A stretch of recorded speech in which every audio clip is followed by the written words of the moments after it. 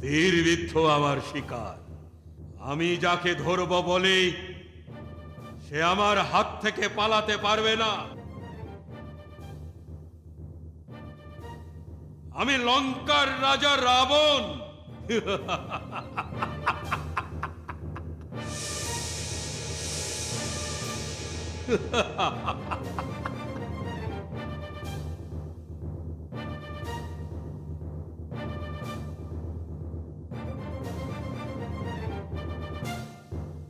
লঙ্কারাজ,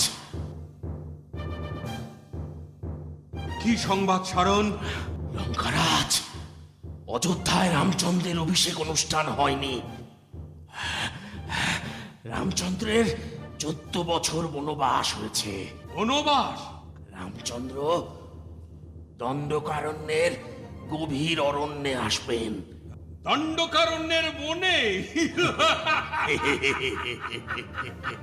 সারণ, রামচন্দ্র দণ্ডকারণ্যের বনে আসবে।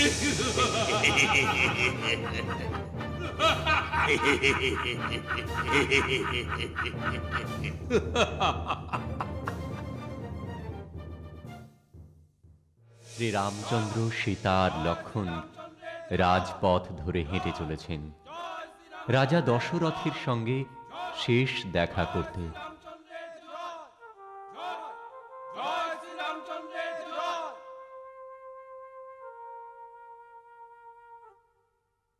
রামচন্দ্র কোনো দিকেই তাকালেন না।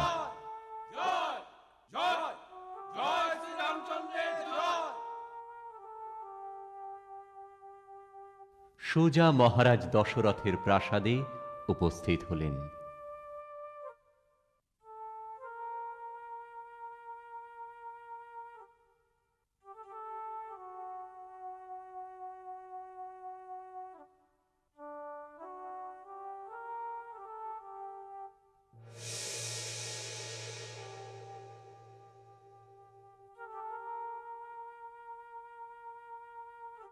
রামচন্দ্র, রামচন্দ্র, তুমি তুমি এসেছো? এসো, এসো, এসো, আমার আমার বুকে এসো রামচন্দ্র।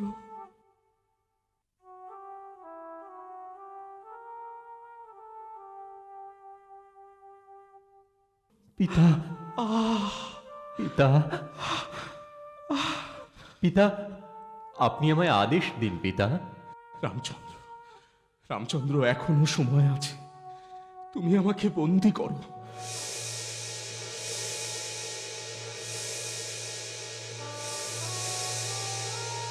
বন্দী করে অযোধ্যা রাজ্যভার গ্রহণ করো। আমাকে আমাকে অন্ধকার ঘরে আটকে রাখো রামচন্দ্র। এ আপনি কি বলছেন পিতা? আমার রাজ্য লাভে কোনো লোভ নেই। আমি বনবাসে যাব পিতা, সঙ্গে সীতা আর লক্ষ্মণ যাবে। না, না, না রামচন্দ্র, তুমি বনবাসে যাবে না। সীতা আমার অযোধ্যার লক্ষ্মী। লক্ষ্মণ, সীতা কেউ যাবে না।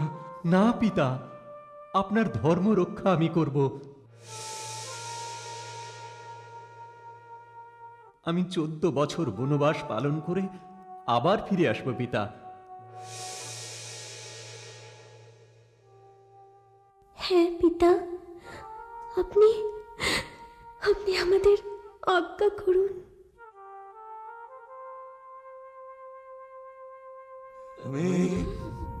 আমি আপনাকে অভিশাপ দিলাম। অভিশাপ! আমাকে যেমন আপনি পুত্র শোক দিলেন, ঠিক এমনি পুত্র শোকে আপনার মৃত্যু হবে। দাদার সব সময়ের সঙ্গী আমি, তাই দাদার নিরাপত্তার জন্য আমাকেও যেতে হবে পিতা। শেষ শেষ হয়ে গেল, সব শেষ হয়ে গেল আমার। কিছুই শেষ হয়নি পিতা, আবার এখান থেকেই শুরু হবে।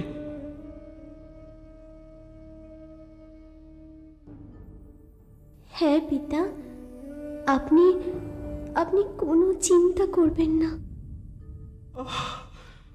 আমি আমি আমি কি বলবো তোমাদের? তাহলে তাহলে একটা কথা রাখো আমার রামচন্দ্র। কি কথা পিতা? আজকের রাতটা তুমি আর কৌশল্যা আমার সঙ্গে অবস্থান করো। কাল প্রভাতে তোমরা রওনা হও। বিশ্বাস করো রামচন্দ্র। আমি সব বুঝতে পারছি পিতা।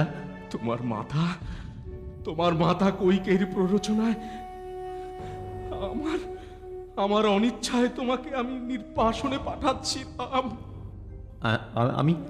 আমি জানি পিতা। আমারই জন্যে তুমি এত বড় দণ্ড মাথায় তুলে নিলে রামচন্দ্র। না না পিতা, এতে তো আপনার ধর্মরক্ষা হলো, আর এতে আমার স্বামীরও গৌরব বাড়ল। ঠিক সীতা, তুমি ঠিক বলেছ। তাহলে আজকের রাতটা আমার প্রাসাদে থাকো রামচন্দ্র। না পিতা, দেরি করে লাভ নেই। আমাকে এখনই অযোধ্যা ত্যাগ করে বনবাসের উদ্দেশ্যে যাত্রা করতে হবে। না না না রামচন্দ্র, আপনি ভরতের হাতে রাজ্যভার অর্পণ করে মাতা কৈকেয়ীকে দুশ্চিন্তা মুক্ত করুন পিতা। রামচন্দ্র, আমি পিতা আমি তোমার পিতা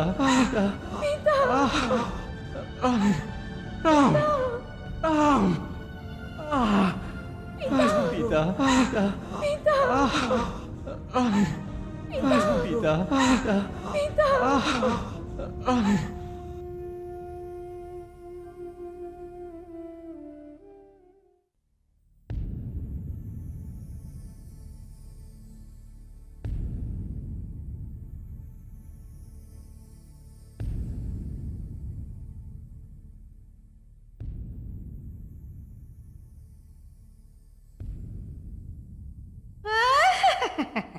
কি করছো তুমি এখানে? ওদিকে যে সর্বনাশ হয়ে গেল তোমার। কি হয়েছে মন্থরা? কি হয়নি বলো? রামচন্দ্র এসেছে, তাই তো? তবে আর বলছি কি, শুধু রামচন্দ্র, সঙ্গে সীতা আর ভাই লক্ষ্মণ।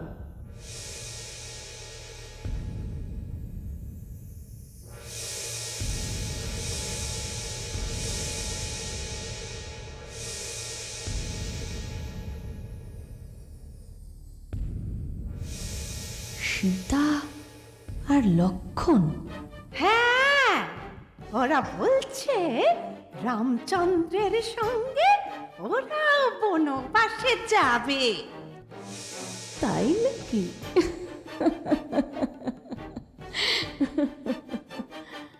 এক ঢিলে 3 পাখি মরবে রানীমা, 3 পাখি। ঠিক বলেছিস তো মন্থরা, 3 পাখি। আমি তো ঠিক কথাই বলি। শিগগির ওদিকে যাও একবার। কেন রে? ওদিকে তো যা হবার তাই হচ্ছে। তুমি তো 2 বর চেয়েছো না? হ্যাঁ, প্রথম বরে 14 বছর বনবাস, আর দ্বিতীয় বরে ভরতের রাজা হওয়া। কিন্তু রামচন্দ্র যাবার সময় যদি সব ধনরত্ন নিয়ে যায়, তাহলে ভরতের রাজা হয়ে লাভ কি রানীমা?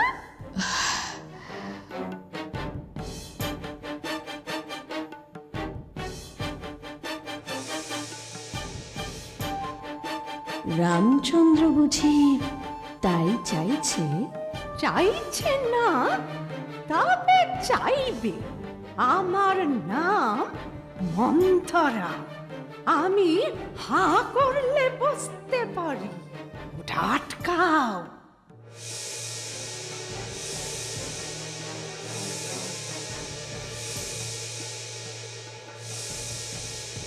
এটা ওই রানী কৌশল্যার প্যাঁ।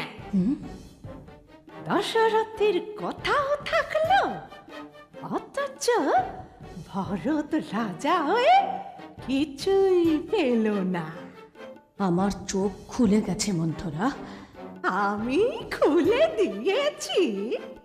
রামচন্দ্র যাতে অযোধ্যার কোনো ধন সম্পত্তি না নিয়ে যেতে পারে তার ব্যবস্থা আমি করছি।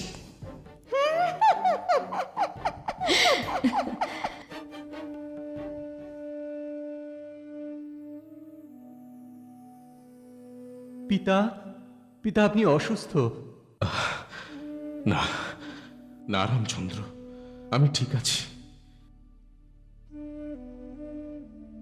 কৌশল্যা, সুমিত্রা, তোমরা আমাকে মার্জনা করো।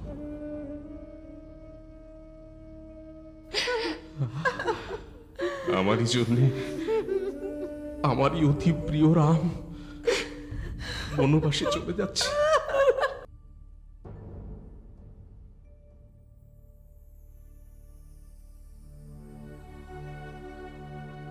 কিন্তু কিন্তু রামচন্দ্র যাতে সুখে থাকে তার ব্যবস্থা আমি করব কৌশল্যা।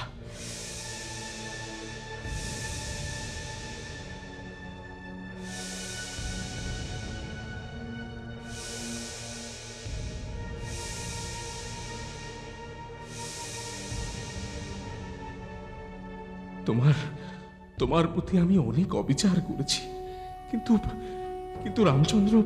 পিতা, এবারে আপনি আজ্ঞা করুন পিতা। হ্যাঁ হ্যাঁ, দাঁড়াও সুমন্ত্র। অযোধ্যার সমস্ত ধনরাশি, মণিমুক্তা, হিরে জহরত রামচন্দ্রকে দিয়ে দাও।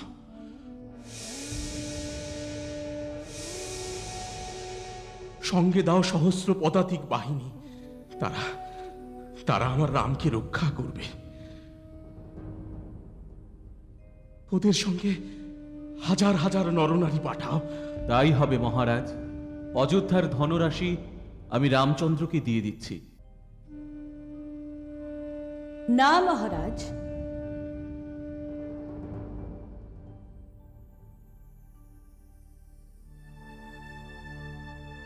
আপনি কোনো ধনরাশি মণিমুক্ত রামচন্দ্রকে দিতে পারবেন না।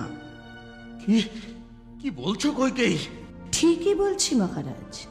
রাজ্যের সমস্ত ধন সম্পদ আর বিলাস সামগ্রী রামচন্দ্র নিয়ে চলে গেলে ভরত কি শূন্য হাতে রাজ্য চালাবে?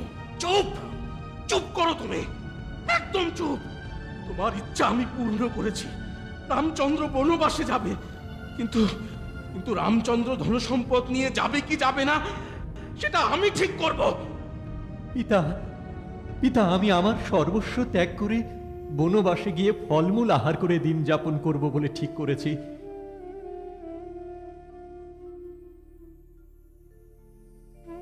সেখানে এই ধন সম্পদ, বিলাস সামগ্রী কি হবে? রাম, মা, তুমি দুঃখ করো না। ভরত তো আমার ভাই। আমার পরিবর্তে ভরত রাজা হবে।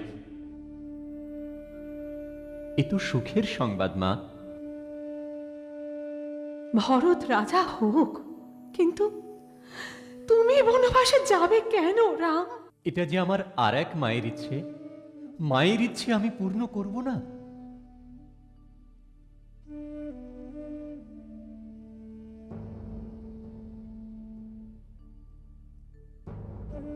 চলো সীতা। রামচন্দ্র, তুমি তুমি সৈন্য সামন্ত নিয়ে যাও। সুমন্ত্র, সুমন্ত্র।